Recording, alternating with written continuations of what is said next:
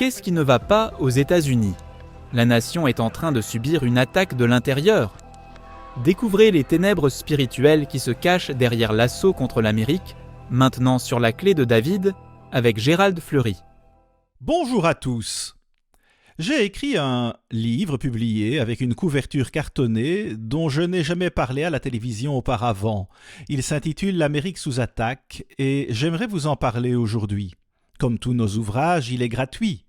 Ce livre fut imprimé pour la première fois en 2013 sous la forme d'un petit livre broché. Mais depuis, nous l'avons élargi et vu son importance, c'est maintenant un livre cartonné. Dans ce livre, il est question d'un fléau qui peut toucher un parti politique ou bien une église également, et c'est un problème assez répandu. Partout dans le monde, les gens se posent toujours la question « Que se passe-t-il aux États-Unis » Autour du monde, les gens posent souvent cette question. Abraham Lincoln déclara que le dernier et meilleur espoir de la terre se trouvait aux États-Unis. Mais cet espoir est maintenant menacé.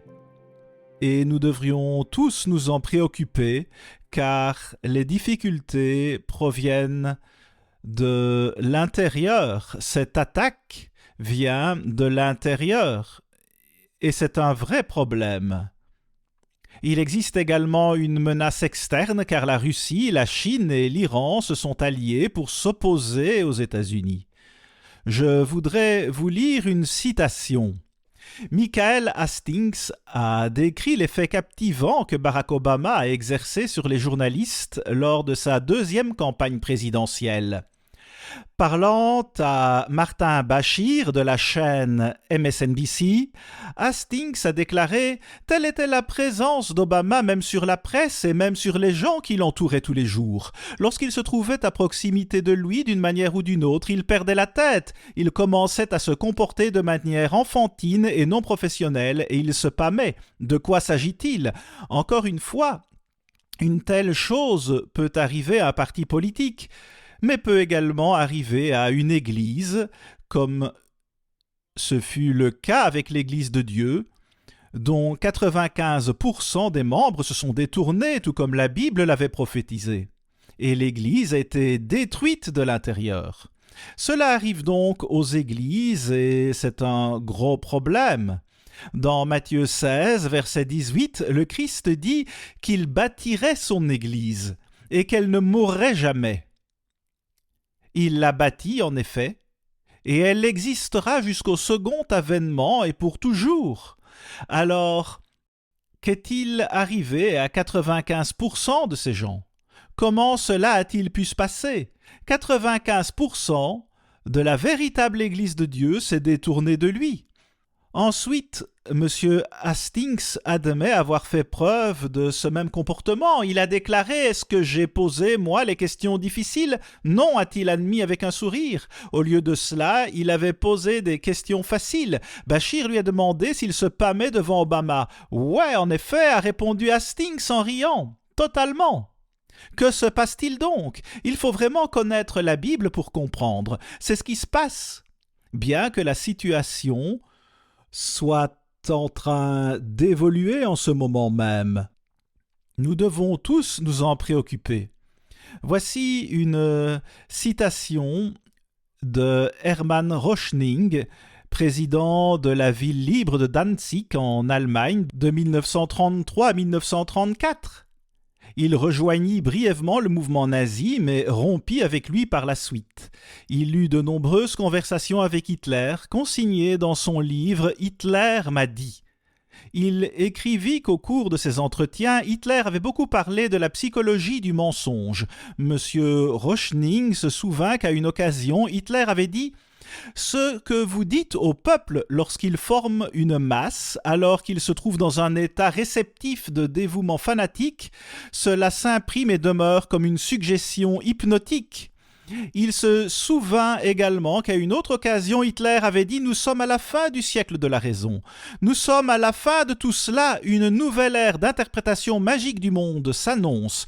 Une interprétation selon la volonté et non selon l'intelligence. » Il dit aussi « Il n'y a pas de vérité, ni dans le sens moral, ni dans le sens scientifique. » Pour lui, la vérité n'existait pas. Or, vous verrez dans votre Bible que la parole de Dieu est la vérité. Jean 17, verset 17. La vérité, c'est ce que dit votre Bible. Dans ses annotations, Hitler avait surligné des phrases telles que « La différence entre ce qui est vrai et ce qui est faux n'existe plus ».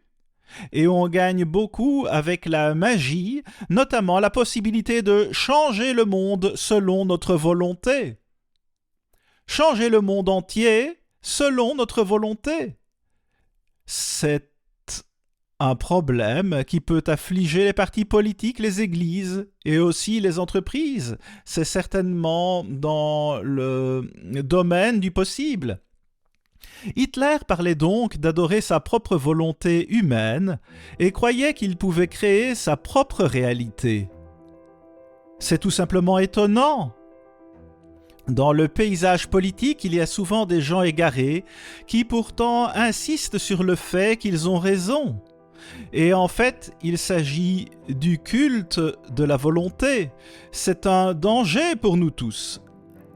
Alors comment éviter et détruire cela?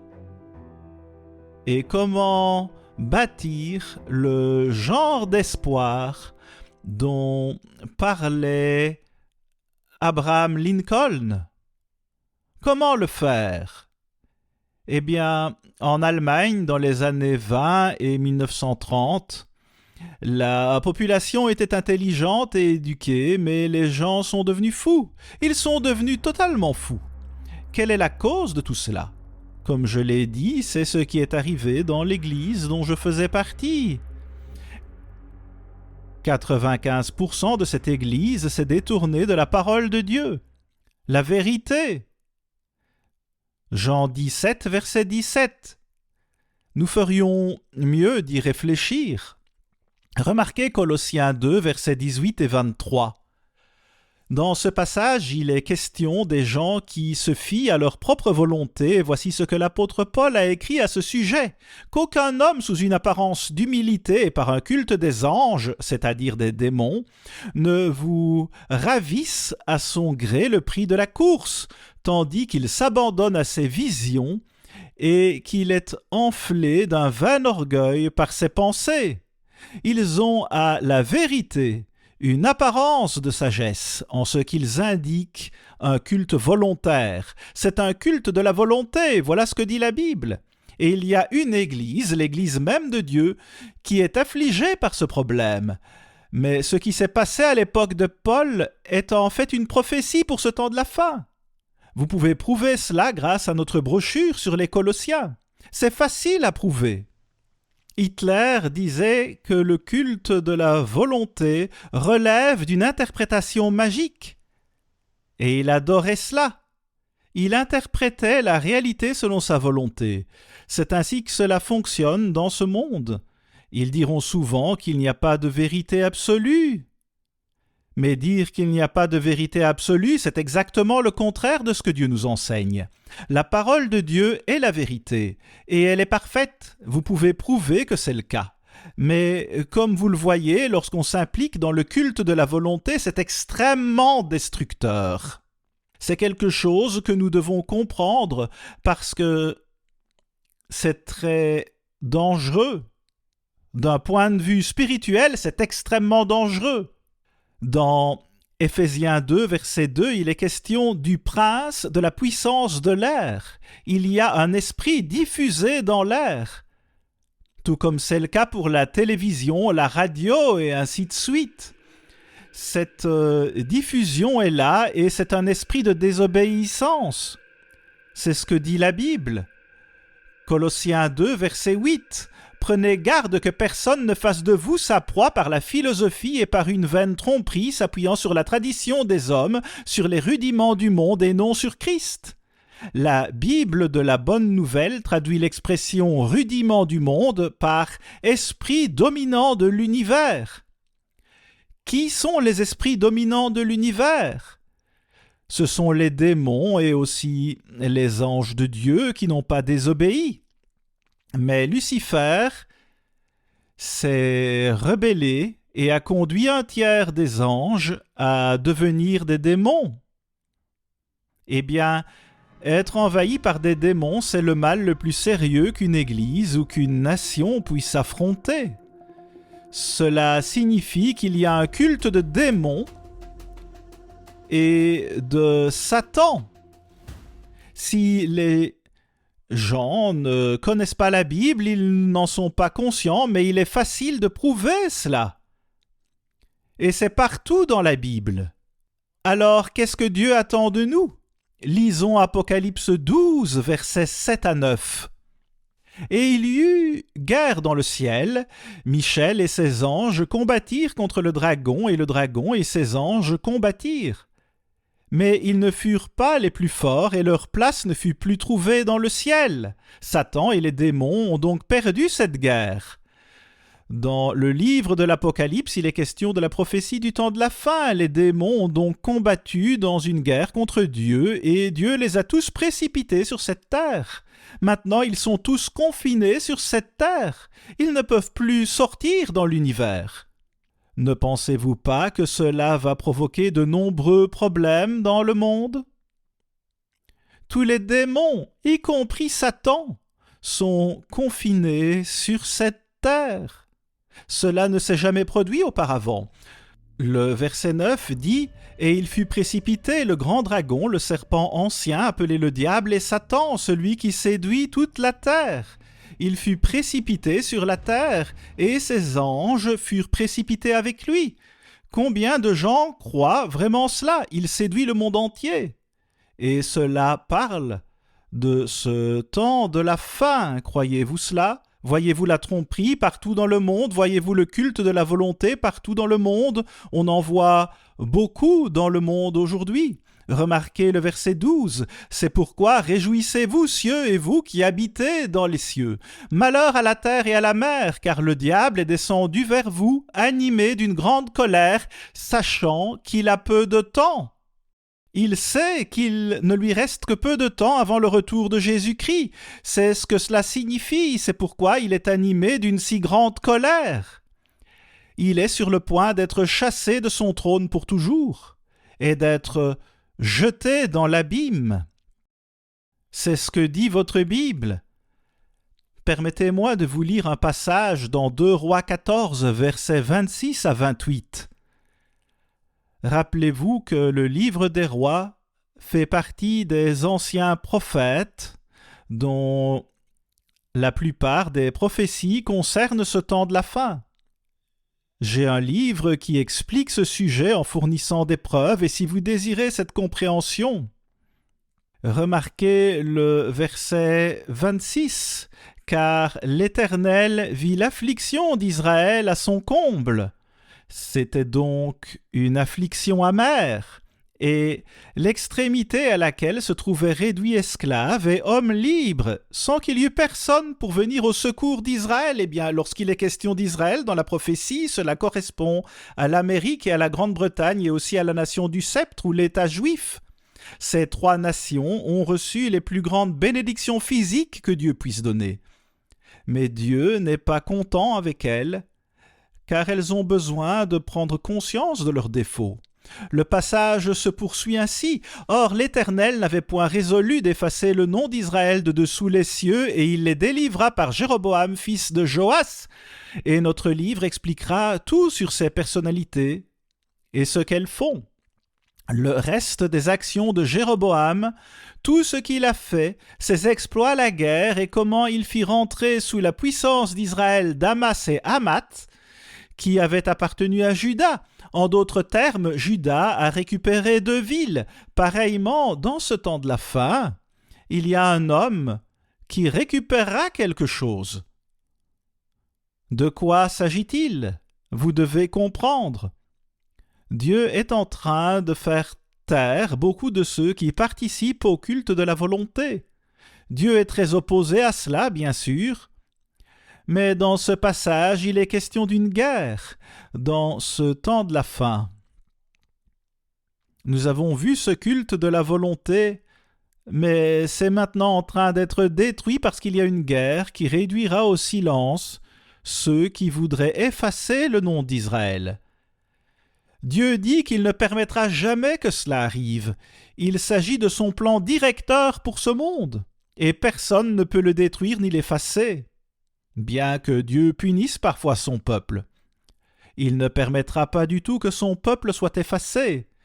Permettez-moi de vous lire ce que j'ai écrit à propos d'Amos 7, verset 13, où il est question de la cour du royaume. Lorsque dans Amos 7, 13, Amathia dit « c'est la cour du roi », le mot du roi signifie royaume. La marge de la version King James indique maison du royaume. Wycliffe le traduit par maison du royaume. Il s'agit de la maison de la nation. Ce n'est pas quelque chose qui suit Jéroboam, mais qui le favorise. Elle l'aide d'une certaine manière. À quoi cela fait-il référence d'un point de vue prophétique? Et voici ce que j'ai écrit. Je crois que cela fait référence à la Cour suprême des États-Unis. Mais quand on voit ce qui s'est passé à la Cour suprême, il est évident que je dois être plus dogmatique sur ce sujet. La Cour suprême des États-Unis existe pour protéger la loi suprême du pays, la Constitution. Un peu plus bas, j'ai écrit « Je crois que ce récit prophétique d'Amos 7 implique qu'il y a un avantage conservateur à la Cour suprême, un avantage qui favorise Jéroboam. J'ai dit que cela impliquait un avantage, eh bien je devrais changer cela également. J'ai dit que je crois, mais maintenant je dois être plus dogmatique en raison des récentes décisions de la Cour suprême. Tout cela a été prophétisé dans votre Bible, dans le 7e chapitre du livre d'Amos. Étudions donc un peu cela. Je vais paraphraser un peu car le temps presse, mais dans les versets 1 à 6 du livre d'Amos, Dieu est très en colère contre la personnalité d'Antiochus. C'est une très mauvaise situation, et cet Antiochus est un serviteur de Satan. Et j'ai écrit que Dieu est férocement en colère et il est prêt à envoyer les nations d'Israël du temps de la fin dans la 3e guerre mondiale.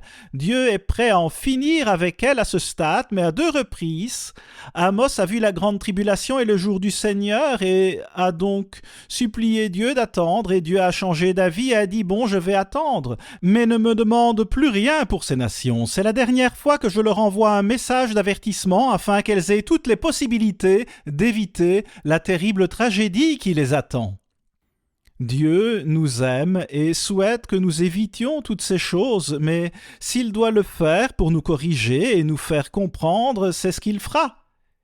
Et il y a beaucoup de péchés en Amérique. Ce qui met Dieu en colère, ce sont les actions d'Antiochus. Le livre vous expliquera tout cela. Dieu est préoccupé par les péchés du peuple, et remarquez un peu plus bas au verset 8, « Je ne lui pardonnerai plus, je ne le ferai plus, je ne les avertirai plus, n'essayez pas de me convaincre, c'est la dernière fois. » Dieu avertit son peuple. Il veut que nous évitions cet effrayant avenir que nous voyons se dessiner devant nous. Les gens construisent toutes sortes de bombes nucléaires et d'armes de destruction massive, et l'homme finirait par s'exterminer lui-même si Jésus-Christ n'intervenait pas pour l'empêcher. Après que nous aurons été punis par le biais de ces armes. C'est ce qu'il dit. Il essaye d'attirer notre attention. Combien de gens sont actuellement disposés à se tourner vers Dieu? Combien de fois entendez-vous des gens parler de Dieu et l'impliquer dans ce qu'ils font? Voyez-vous cela dans le monde? Je ne vois pas souvent cela. Et les églises ne parlent pratiquement jamais de la prophétie. Pourquoi est-ce le cas? Eh bien, au verset 7 et 8, il est question d'un niveau pour mesurer la destruction. Et l'Antiochus y est impliqué. mais il est actuellement en train d'être réduit au silence, c'est pourquoi il n'est pas nommé dans ce passage. Selon Dieu, ce niveau est une mesure exacte de la destruction de son propre peuple qui a péché. Cet Antiochus politique sera réduit au silence, ce qui est déjà en train de se produire. Au verset 8, il est totalement réduit au silence. Puis au verset 14 d'Amos chapitre 7, il est question d'Amathia. C'est un ministre issu de l'Église de Dieu. Et lui aussi est un Antiochus. Cela est expliqué dans notre livre, mais Amos a répondu en disant qu'il n'était qu'un simple fermier. « Je suis berger et je cultive des sycomores. L'Éternel m'a pris derrière le troupeau et l'Éternel m'a dit « Va, prophétise à mon peuple d'Israël. » Prophétiser, c'est ce qu'il fait. Et si ces gens n'écoutent pas le message d'Amos, ils entreront dans la grande tribulation. Entre-temps, l'Antiochus cherche à détruire toute la vérité qu'il peut trouver. À la semaine prochaine, ici Gérald Fleury. Au revoir les amis. Ne va pas aux États-Unis. La nation est en train de subir une attaque de l'intérieur. Découvrez les ténèbres spirituelles qui se cachent derrière l'assaut contre l'Amérique, maintenant sur la clé de David, avec Gérald Fleury.